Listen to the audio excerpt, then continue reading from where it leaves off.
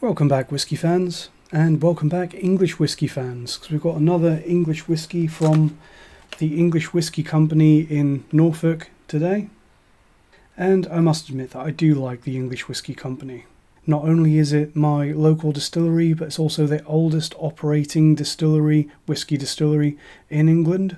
And I just really love that, because it obviously wasn't this way when I started off my whisky journey, but I really love that these days I can get in the car, just drive for a short journey and turn up at a functional, quality, craft presentation whisky distillery. Obviously, if you live in Scotland, then even if you live right out in the sticks on the Isle of Lewis or Shetlands or anywhere like that, then you can probably get to a good whisky distillery fairly easily anywhere in Scotland. And as things develop on the global stage, hopefully we're getting to the stage where more and more people, no matter where you are in the world, have a whisky distillery producing hopefully good stuff near you. And I definitely think that if you do have one of those, it's definitely worth going to see them occasionally and supporting them. So this whisky that we've got from the English Whisky Company today comes in their standard white and gold and blue, whatever, presentation cardboard boxes, which I think is really nice. It's similar, I think the first whisky that had this kind of box was the 11-year-old, which was a bit of a landmark whisky for the English Whisky Company. And that yellow box for the 11-year-old, they've gone for this white colour scheme for their small batch releases, which is almost everything that the English Whisky Company does. They've got their standard 43% sort of mass market appeal whiskies, the original and the smoky. They're fine, they're good, but really if you want to see what the English Whisky Company can do, then the small batch stuff is where you need to go.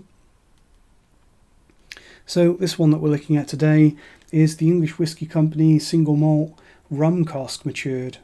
And as I said, small batch release, as everything that they do is, because the English Whisky Company, along with most English distilleries, they're all small batch. You don't get any English whisky distilleries like some of the monsters that you get in Scotland with dozens of stills. We just don't have that, at least not yet.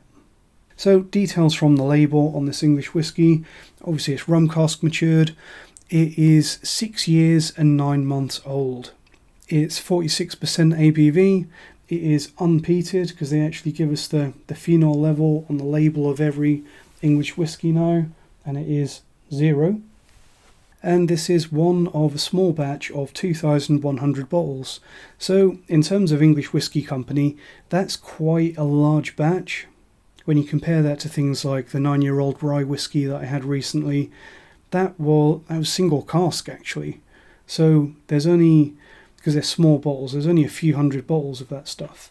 This one is a full size batch, but still small batch at just over 2,000 bottles. Like all English whisky coming from the English Whisky Company in Norfolk, this is made from concerto barley, and being an unpeated release, that concerto barley is malted at crisps near Fakenham, so this is a true Norfolk product. Now I did complain with a previous English Whisky Company release that I reviewed, which was the Sherry Butts, which was a phenomenal whisky. I've still got a little bit of that left and I'm really, really enjoying it. And I'm tempted to try and get another bottle before it completely sells out. But what I complained about was that the label didn't state natural colour and non-chill filtered. And sadly, this one doesn't either. But I am told that it is. It's great that they are a full craft presentation distillery out here in Norfolk, but it really, really does need to be on the label.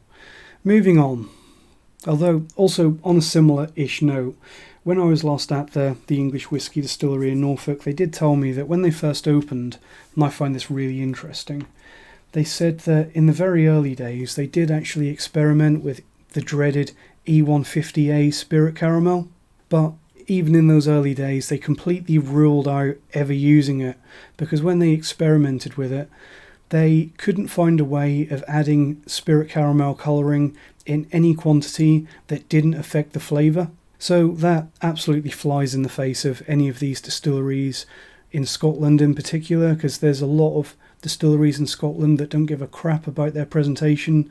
Really flies in the face of everything that they might tell you, where they say that chill filtration and colouring doesn't affect flavour, it doesn't affect the product or the quality. It does. And the English Whisky Company in Norfolk, they admit that it does, and that's why they don't do it. Also worth pointing out that the English Whisky Company never chill filter anything, but those details really need to be on the label. More annoying than that, the early releases from Norfolk, it used to state that on the label, and it still needs to.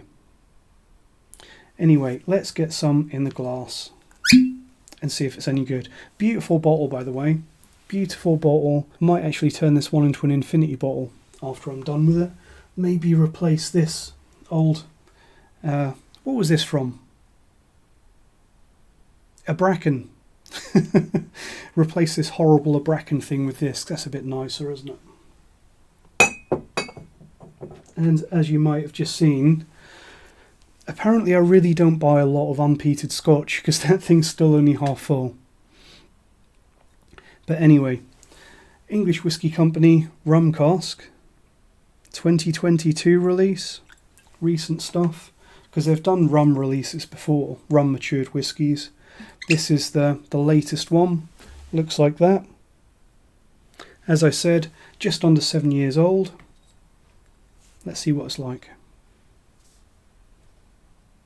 So on the nose, first thoughts, light and sweet and creamy. Really textbook rum matured notes. But more interesting than that, it's a bit more complex than that. It also has a really nice bitter, musty, mineral edge. And that's something that I found on a lot of releases from the English Whisky Company. And in a few other English distilleries as well. So I think perhaps that is something that is a common factor in a lot of English whisky. That hard, dry, brittle, barley malt mineral edge. Also getting quite a heavy note of vanilla cream on the nose of this whisky. Lots of rum and raisin. Quite fruity, and that fruitiness I'll describe as an apple juice note. There's also a bit of peach on the nose, which I think is probably coming through from those rum casks, but also possibly a little bit of youth coming through. Because at just under 7 years old, this is not an extremely young whisky, but it's still young compared to your 10, 15, 18-year-olds. I was tempted to say then that English whisky hasn't been around for very long, and you can't expect extremely old, well-matured, or extremely long-matured stock. But saying that, English Whisky Company has just passed another massive milestone. They released their first 11-year-old single malt last year, or possibly the year before, and I reviewed that, the one in the yellow box. That is on my channel if you want to have a look. But bigger than that, they've just released their first 15-year-old whisky, and I won't be reviewing it because it's about £300, which is far more than I want to pay for any whisky, really. But amazing that the English Whisky Company, even though it's a bit of a halo prestige product, amazing that they've got to that level where they even have 15-year-old stock. Anyway, getting distracted now. Let's see how it tastes.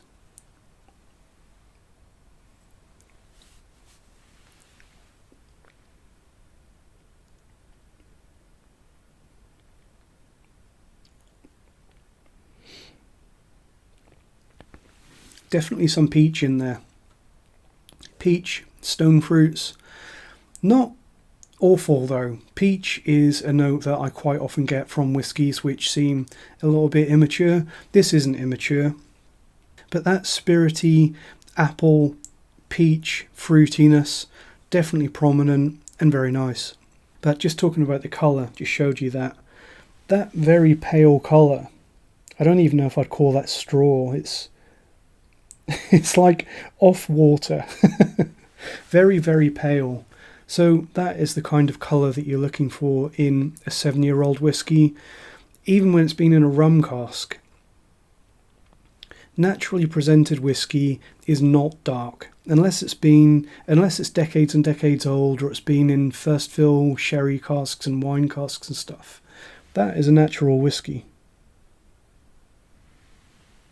Which is why in my recent reviews for the black bottle whiskies, they're probably only slightly younger than this, and significantly darker, which is why I think there probably is a little bit of colouring in those black bottle whiskies.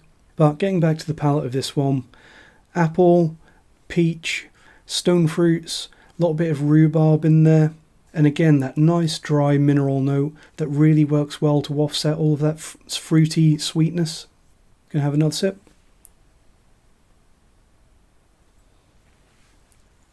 Creamy sweetness, like vanilla ice cream. A little bit of a floral, rosewater, Turkish delight note in there on the late palate as well. As for the finish, I'm going to say medium short. Definitely could be much longer. And the notes that you get on the finish, very perfumed, floral, Turkish delight, and a bit more of that apple juice note. I do think though, and tell me if this sounds absolutely mental, but this is, like the label, a very pink whiskey. I don't know if you guys get this association, but a lot of whiskies have a colour theme to them.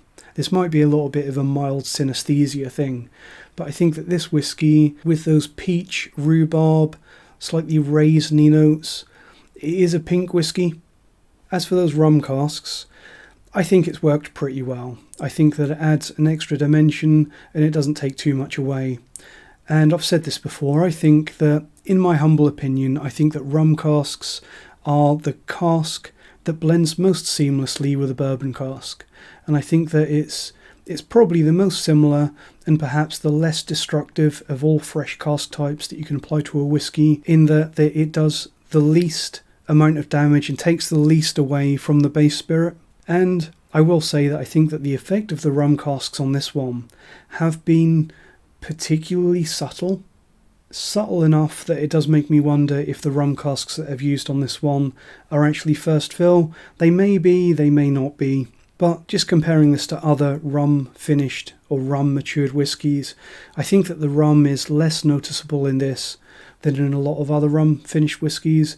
Like going back to the most recent rum matured whiskey that I've reviewed, the Glenfiddich Fire and Cane, even though that's a peated Scotch, I think that the rum influence even stands out above the peat on that Glenfiddich more than it stands out on this English whiskey. And that may be because the rum casks that they use at Glenfiddich are fresher and put more rum into the spirit. May also be that the spirit from the English Whisky Company just stands up more to a cask finish or a cask maturation. I don't actually know if this is rum finished or matured. Probably should have done some research into that. But yeah, I think that the spirit in this English whiskey, it definitely doesn't just roll over and let the rum take over. It does make me think though, I've been to the English Whisky Company in Norfolk a lot of times because it's my local distillery and I really like going over there and seeing what they're up to. And even though I've done it before, I've been on the tour a lot of times. I used to be a member, and I think it's still the case that if you're a member you get free tours and you get to take guests with you. But one of the things that I've always been a little bit uncomfortable with the English Whisky Distillery is that I've been told several times on several different tours by different tour guides that the casks that they have in the warehouse, because you get to go in warehouse number 1, I think it is, the one that you can see from the distillery building, and I've been told several times that the casks can be used indefinitely. They can be used again and again and again and again forever, and they never wear out. And obviously you malt mates, you know that that's not the case. You all know, because you are thinking, researching, inquiring minds, you know that casks don't last forever. And every time you put whiskey in there, it has an effect on the whiskey, but the whiskey takes something out of the wood. And they don't last forever. So that does make me a little bit concerned. It makes me wonder how long it's going to be until we start seeing the evidence of tired old casks on an English whiskey. Maybe getting paler spirit that has less influence from the cask. Maybe. Hopefully it's just misinformed tour guides, and that they are at least paying attention to their casks and hopefully throwing away some of the ones which you've got nothing left to give, because it does concern me a little bit. I think that they've just about got away with this one though. I don't know, like I said, I don't know if these are first fill rum casks or if they might be the same rum casks that they've reused, maybe second fill, or who knows how many. But there's definitely a distinct rum influence on this one, but it is subtle. It may not be anything to worry about. It may just be a more subtle, lighter rum cask. But the fact that I've been told that at the distillery on the tour several times does make me worry a little bit. I think that you can also tell that this is a slightly younger release, because at just under 7 years old, apart from the 43% stuff, this is quite a bit younger than what you get on the average release from the English Whisky Company now. Like they've recently released that 15-year-old that I said about, although it's not an affordable product. It's been priced for collectors, which is fair enough. With a milestone whisky like that, they are entitled to do that. But they're regularly releasing 10, 11, 12-year-old whiskies now, so this is a reasonably young one from the English Whisky Company, and I think that you can tell that. There's a few throwback flavours in there, going back to some similar notes to what I used to get from the old chaptered releases, and that really ties into what I've said before about getting in at day one with new whisky distilleries.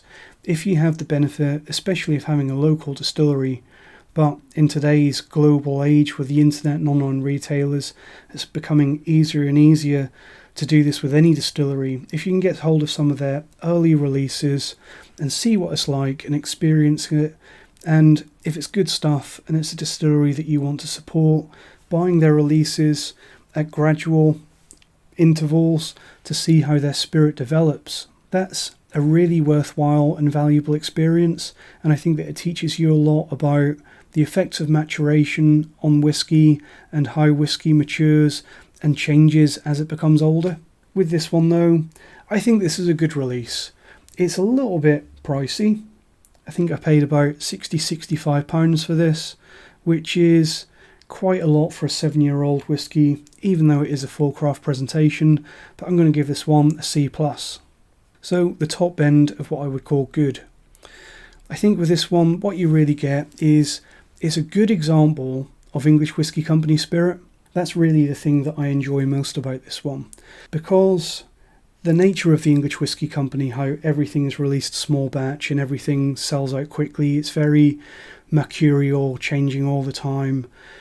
If you want a standard expression from the English Whisky Company, at the moment, I think you're really down to, you can get the 11-year-old and the original, which is only at 43%, and it's about 3 years old or thereabouts. With this one, you get a full 46% presentation, so it's stronger than the original, and you also get a good example of what the English Whisky Company is about and what they produce, without the distractions of things like sherry and wine and virgin oak and peat. I'd say that this whisky is actually more representative of the house style. It's more naked, even purer than the 11-year-old release. If you've been watching my channel for a while, you might remember that review that I did of the English Whisky Company 11-year-old, and I said that it seemed to me like there was a slight off note in the vatting of that 11-year-old, and I did wonder if it is perhaps a sulphid cask, or there's just something that didn't sit quite right. It didn't seem like a normal bourbon maturation, and that actually turned out to be a small amount, and I think it was 1 cask of peated whiskey that they'd added to the vatting of that 11-year-old. So with this one, the thing that I enjoy most about it is that you get a really good idea of the English Whisky Company's base spirit. It might not be the most exciting, it might not be the most value for money bottling that you can get from the English Whisky Company at the moment, but because it does show that naked house style, I really enjoy it for that. So thanks for watching. Let me know what you think of the English Whisky Company and English whisky if you've tried any, and join me next time when we'll be looking at a similar but very different English Whisky Company Rum Cask whisky. Thanks for watching, and cheers.